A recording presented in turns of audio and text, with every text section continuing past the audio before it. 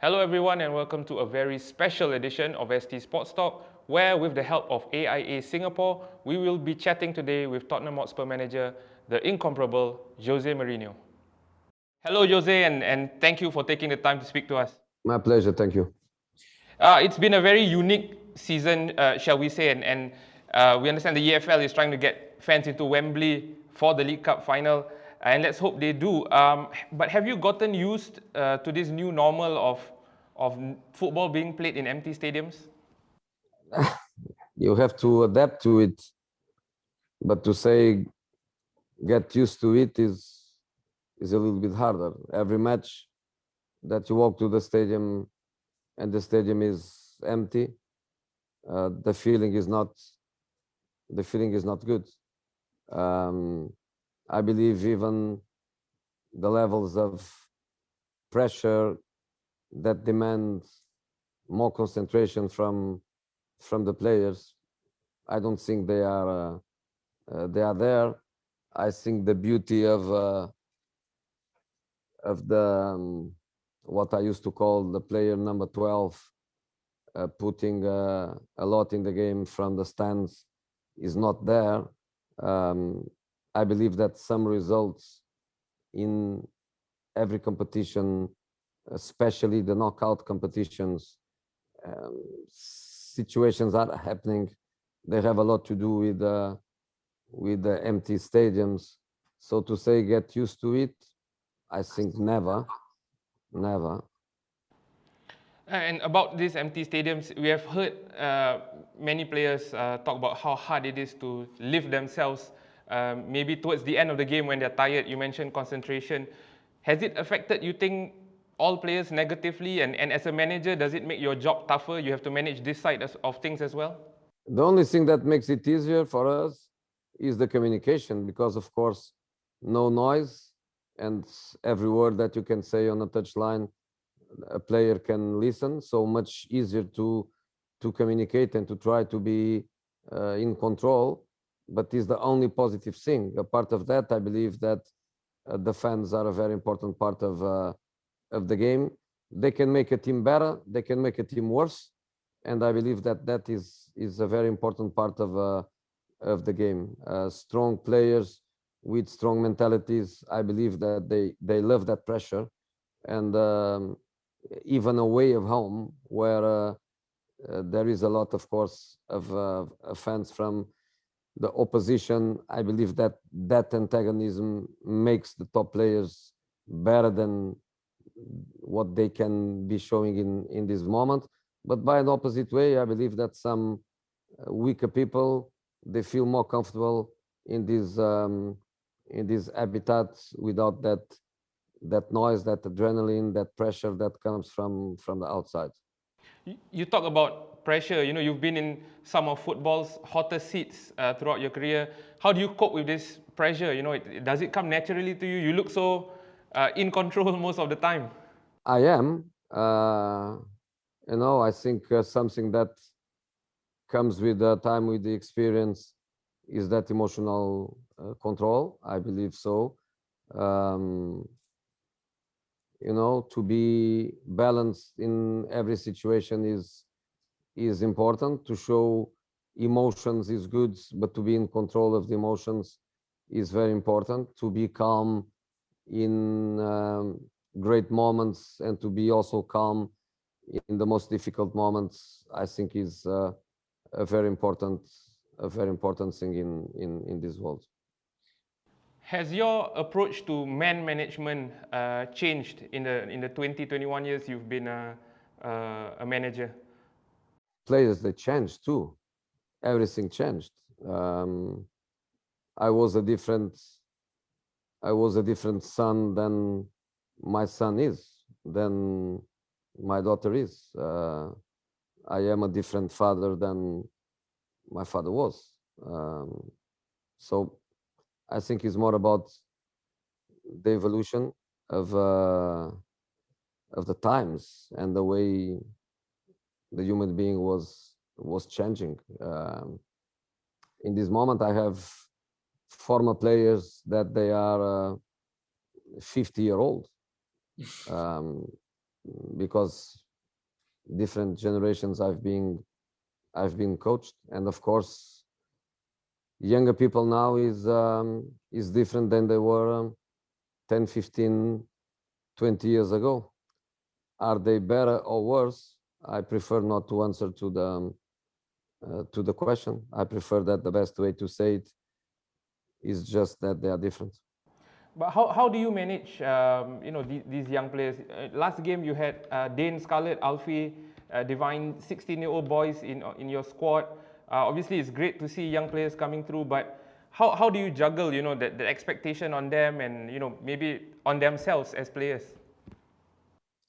I think these ones are the easy ones because these ones are the ones that are living a dream, are the ones that didn't reach anything yet, are the ones that they are fighting to have an opportunity and they are fighting to have a career. So with these ones, it's just a question of them understanding how privileged they are because they are 16-year-olds, and to be in the professional team of a top club like Tottenham, they have to look at it as a privilege.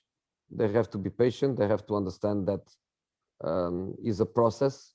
And again, they are living a dream. So these ones are quite easy to manage, even the expectations. And these ones are very easy to do it. How do you read a player though? Because I remember 15 years ago reading your book about Manish. The first time you met him, or not the first time you met him, the first appearance, he got sent off in a reserve game and so on. But he became a big player for you. How do you decide how to approach a certain player and how to manage his mentality? I think the most important thing is the player himself. You cannot approach every player in the same way because all of them are different, and every club is different too. So the process of education of a player belongs to the coach, belongs to the club, and there is also a space that belongs to the outside world, where are their friends or their hypothetical friends, their families, their agents, and players. They belong to all. They belong to this process. You were in town in Singapore, I think twice before, a few times before. The first time was in 2012, I believe. What do you remember about these stops here and about the city? Come on, I remember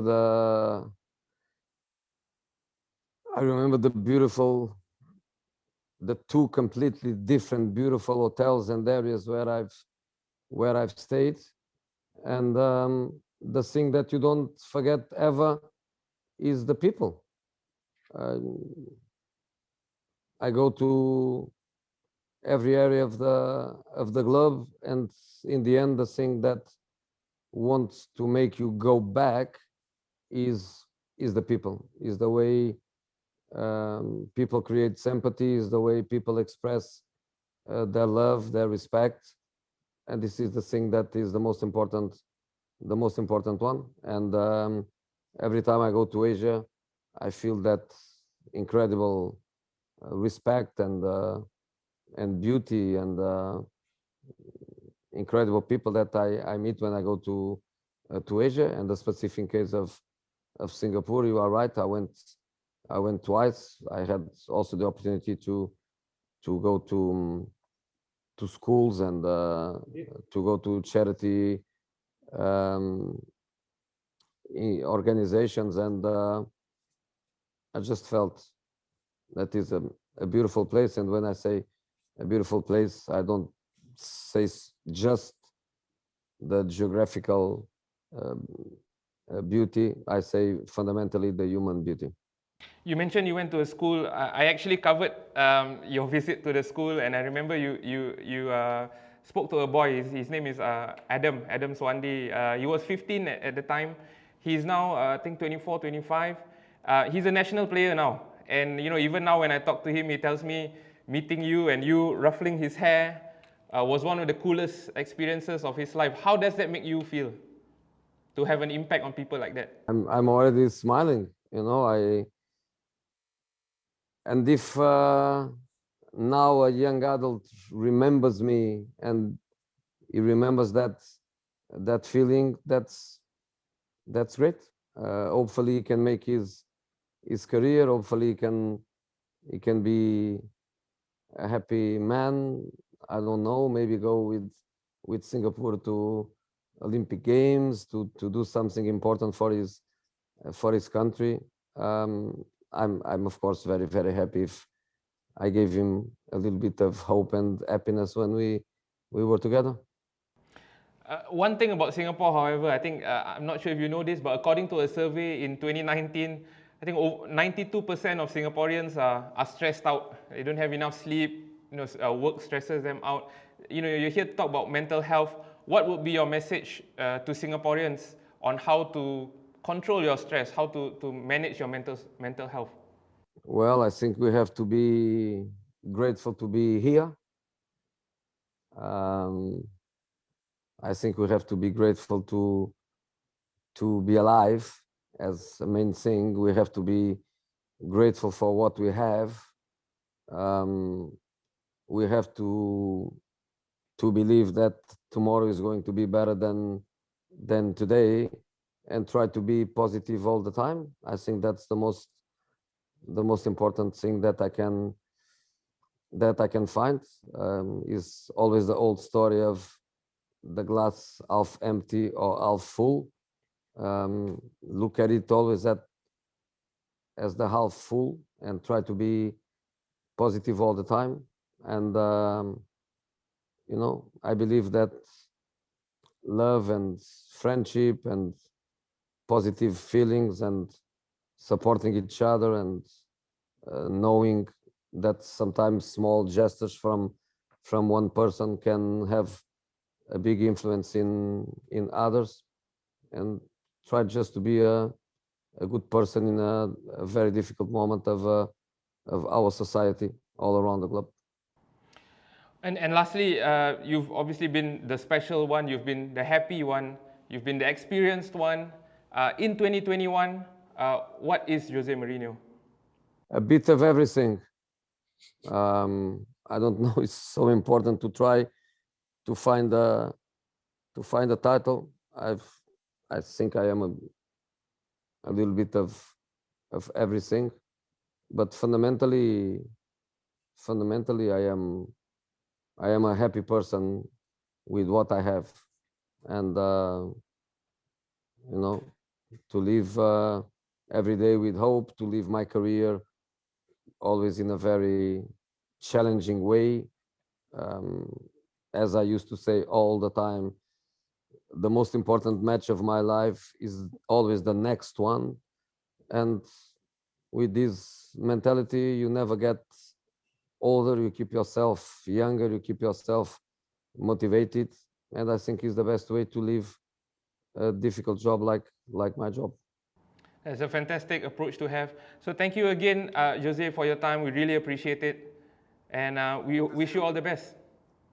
All the best. Bye-bye. Thanks for watching.